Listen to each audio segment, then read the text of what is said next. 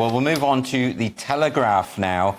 State school GCSE spaces. This is to do with Rachel Reeves' constituency. Yeah, it is really interesting, and this is going to come back several times, I think, during this campaign and after. No state school GCSE spaces in Rachel Reeves' constituency as Labour pledges private school tax rate. Now, she hates private schools. She does appear to. Yes. I don't know her history. I'd safely bet that she probably went to one. So apparently all 46 state schools in the city of Leeds, which she is the MP for, are full to capacity for Year 11 students, with just one school accepting Year 10 pupils for the next academic year. Now, the trouble with the politics of envy and spite, which I truly believe this attack on private schools is, it's a very, very typical Labour policy, old school Labour policy. The problem with that is that they are ill thought out. Yeah. Because it just comes from an ideology. We need to tax the rich, we need to tax the aspirational. Why should they have advantage over the rest? Well, that would be all very well if all of the schools were equally good. If you could make state schools, fantastic.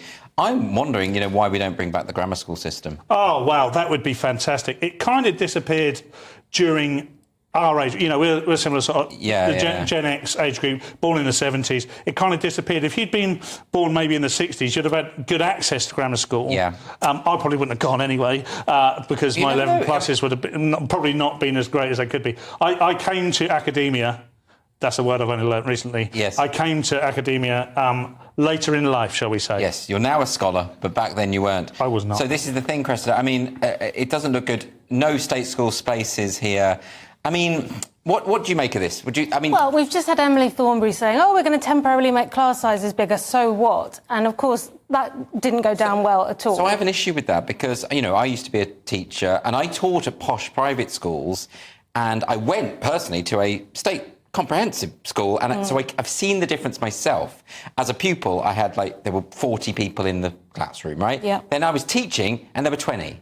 And the difference was immense because when I was a pupil at school, we didn't listen to the teacher. We just mucked about. And there was nothing the teacher could do about it. Of course. But at a private school, I can see everyone. The teacher can stop them talking. You have to vote. It makes all the difference.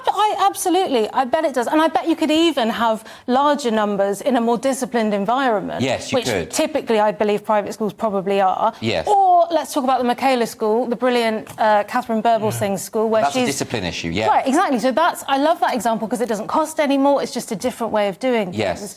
In the meantime, recently Bridget Phillipson, the Shadow Education Secretary, has said, no, don't worry about Emily Thornberry's comment about bigger classes. Overall, the number of pupils is going down. But that's a longer-term issue. That doesn't help you if you've got an 8-year-old going to school now. It's also not true, is it? Because population is growing, and I know birth rates are slightly dropping, but I think that's a nonsense. It's certainly going to be a nonsense within the time frame of this Parliament. And what they should be pointing, because they seem to dislike aspiration, what they should be saying is a lot of the private schools have got it right, and we should be bringing the state schools up to that standard. Schools in rural areas or religious schools that have got good funding, they're getting these things right because of the smaller classroom. Someone like yourself, Andrew, I'd imagine you would have been quite academic at school. One of the reasons you were playing around... You weren't, really? No, not that's really interesting. But there are kids that would benefit at school, but, of course, they can't be seen in that 40, so they get bored. No, you're absolutely right. I think it's absolutely key. Bring the class sizes down, we'll have better education for everyone. Honestly, and it will solve so many of society's woes